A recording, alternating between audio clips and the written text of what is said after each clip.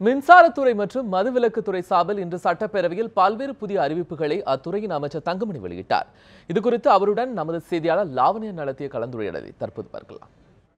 Sir வணக்கம். இன்றைய சட்டப்பேரவை நிகழ்வுகளில் வந்து பல்வேறு அறிவிப்புகள் மின்சாரத்துறை சார்பாக இருந்தது. குறிப்பாக டிஜிட்டல் துணை மின் நிலையம் என்பது என்ன, அது எப்பொழுது செயல்படுத்தப்படும், கோவையில் பரீட்சார்த்த முறையில் நீங்கள் அறிவிச்சிருக்கீங்க, எப்பொழுது அது செயல்படுத்தப்படும், மற்ற இடங்களுக்கு விரிவுபடுத்தப்படுமா? டிஜிட்டலுக்கும் சாதாரண துணை மின் நிலையத்திற்கும் பழுது ஏற்பட்டால் அதை உடனடியாக பணியாட்கள் சென்று அந்த பழுதை எடுக்க வேண்டும். டிஜிட்டல் என்பது அந்த அலுவலகத்திலே இருந்து அந்த எந்த பழுது ஏற்படுகின்றதோ அந்த பழுதை நீக்கின்ற பணி தான் அது முதற்பட்டமாக கோயம்புத்தூரில் துவங்கியிருக்கின்றோம். 65 கோடி ரூபாய் நிதி ஒதுக்கி இருக்கிறது. அதுக்காக வருங்காலத்தில் ஒவ்வொரு பகுதியாக டிஜிட்டல் துணை மின் நிலையம் வைக்க வேண்டும். அதனால் காஸ்ட் அதிகமாக இருக்கின்ற காரணத்தால் நிதிநிலைக்கு ஏற்ப ஒவ்வொரு மாற்றமாக கொண்டு வரப்படும். சார், குறிப்பாக சென்னை மாநகரத்தில் இருக்கக்கூடிய அந்த புதைவழி மின்தடங்கள் தற்பொழுது விரிவாக்கப்படும் என்று குறிப்பிடப்பட்டிருக்கு. குறிப்பாக விரிவாக்கப்பட்ட சென்னை மாநகராட்சிக்கு மட்டுமல்லாமல் அதிக அளவில் புயல் பாதிக்கக்கூடிய பகுதிகளுக்கும் விரிவுபடுத்தப்படும் என்று தெரிவிக்கப்பட்டிருக்கிறது. இந்த திட்டம் எப்பொழுது செயல்பாட்டிற்கு வரும்? இந்த திட்டம் மற்ற இடங்களுக்கு விரிவுபடுத்துவதற்கு என்ன நடவடிக்கைகள் மின்துறை மேற்கொண்டு வருகிறது? பெருநகர சென்னையை பொறுத்தவரை விரிவாக்க பகுதியில் சேர்ந்திருக்கின்ற பகுதியில் எங்கெங்கே ஓவர்ஹெட் போகின்றதோ அதையெல்லாம் புதைவடித்தளமாக மாற்ற வேண்டும் என்று மாண்புமிகு அம்மா அவர்கள் ஏற்கனவே எங்களுக்கு ஆணையிட்டிருக்கின்றார்கள். அந்த அடிப்படையில் இப்பொழுது நிதியுதவி பெற்று படிப்படியாக ஒவ்வொரு பகுதியாக புதைவடித்தளம் போட்டுக் கொண்டிருக்கின்றோம். அதேபோல் வட சென்னையிலிருந்து மயிலாப்பூர் வருகின்ற அந்த மின்பாதையில் அடிக்கடி பழுது ஏற்பட்டு விடுகின்றது. அதையும் அது வெள்ளம் காலம் புயல் காலங்களில் பழுது ஏற்படுகின்ற காரணத்தினால் ஒரு நாள் 2 நாள் கூட மின்சாரம் இல்லாமல் போய்விடுகின்றது. அதை முழுமையாக சரி செய்ய வேண்டும் என்பதற்காகத்தான் புதைவடம் மயிலாப்பூர் வரை போடுவதற்கு உண்டான திட்டம் பண்ணியிருக்கின்றோம். அது 2567 கோடி ரூபாய் அளவிலே அந்த திட்டப்பணிகள் மேற்கொள்ளப்பட்டு வந்து கொண்டிருக்கின்றன.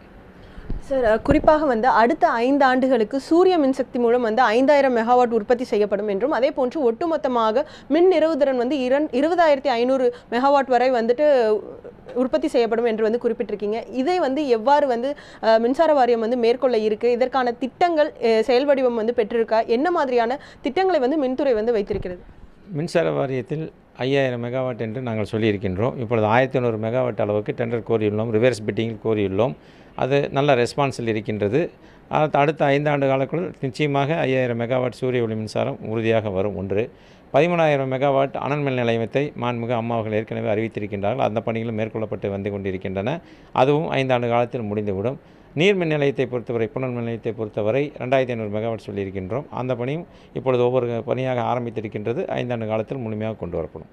சார், அதே போல் எதிர்க்கட்சி தலைவர் ஸ்டாலின் குறிப்பிடுகையில் உலக முதலீட்டாளர் மாநாட்டில் அதிக அளவில் முதலீடுகள் மின்சாரத்துறை சார்ந்திருக்கக்கூடிய முதலீடுகளாக இருக்கிறது. இது தொடர்பான ஒரு வெள்ளை அறிக்கையை கேட்டிருந்தார்.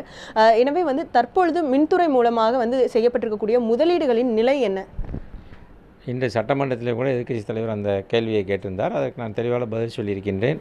அவர்களுக்கு இங்கே தொழில் தொடங்குறதுக்காக நம்ம ஒப்பந்தம் போட்டிருக்கின்றோம். ஆனால் அந்த மின்சாரத்தை முழுமையாக தமிழ்நாடு வாங்கிக் கொள்ள வேண்டும் என்று எந்த ஒப்பந்தம் இல்லை. அவர்கள் இப்பொழுது என்ன சொல்லுகின்றார் என்றால், தமிழக மின்சார வாரியமே அதை பெற்றுக்கொள்ள வேண்டும் என்று சொல்லியிருக்கின்றார்கள். நமக்கு தேவைக்கு அதிகமாக இப்பொழுது மின்சாரம் இருக்கின்ற காரணத்தினால் இன்னும் 20,500 மெகாவாட் மின்சாரம் 5 ஆண்டு காலத்தில் வர இருக்கின்ற காரணத்தினால் அந்த மின்சாரம் நமக்கு தேவையில்லை. இருந்தாலும் தமிழகத்தில் தொழில் சிறக்க வேண்டும் என்பதற்காக மற்ற மாநிலங்களும் மத்திய அரசோடு கலந்து அவர்கள் இங்கே அந்த மின்சார வாரியத்தின் வாயிலாக அவர்களோடு பேச்சுவார்த்தை நடத்தி அது நடவடிக்கை எடுக்கப்படும். சார், அதே போல் அறிவிப்புகளை பொறுத்தவரையில் விவசாயம் சார்ந்த பல்வேறு அறிவிப்புகள் இருக்கிறது. குறிப்பாக அம்மா பசுமை கிராமம், விவசாயிகளுக்கு தட்கல் முறையில் மின்சாரம், அதே போன்று சூரிய சக்தி மின் மோட்டார்கள், இது போன்ற அறிவிப்புகள் விவசாயிகள் சார்ந்து இருக்கிறது. அதனை எவ்வாறு செயல் வடிவம் பெற இருக்கு? அதற்கான திட்டங்கள் அரசு வைத்திருக்கிறது. அதாவது சோலார் பம்ப் செட் கொடுக்கறதுக்காக 15 கோடி ரூபாய் நிதியை ஒதுக்கியிருக்கின்றோம். அதே போல் தட்கலில் 2.5, 2.25 லட்சம், 3 லட்சம் என்று அறிவித்திருக்கின்றோம். ஏற்கனவே பதிவு பண்ணவர்கள் யார் சீனியாரிட்டியில் இருக்கின்றார்கள் என்பதெல்லாம் கேட்டையில்லை. பதிவு செய்தவர்கள் யாராக இருந்தாலும் அவர்கள் இதை கட்டினார்கள் என்று சொன்னால் உடனடியாக கொடுப்பதற்கு நடவடிக்கை எடுக்கப்படும். இது விவசாயிகளுக்காக மாண்புமிகு அம்மா அவர்கள் ஏற்கனவே விவசாயிகள் பல சலுகை செய்திருக்கின்றனர். அதன் அடிப்படையில் இது பசுமை கிராமத்தை பொறுத்தவரை ஒரு கிராமத்தை முழுமையாக எடுத்து அந்த கிராமத்தில் கிடைக்கின்ற வேஸ்ட்டுகள், அதாவது காய்கறியாக இருந்தாலும் சரி, குப்பைகளாக இருந்தாலும் சரி, அதன் வாயிலாக மின்சாரத்தை தயாரித்து அது முழுமையாக அந்த கிராமத்துக்கு கொடுக்க வேண்டும் என்பதுதான் திட்டம். இப்பொழுதுதான் அறிவித்திருக்கின்றோம். அதை நீ படிப்படியாக அமலுக்கு கொண்டு வரும்.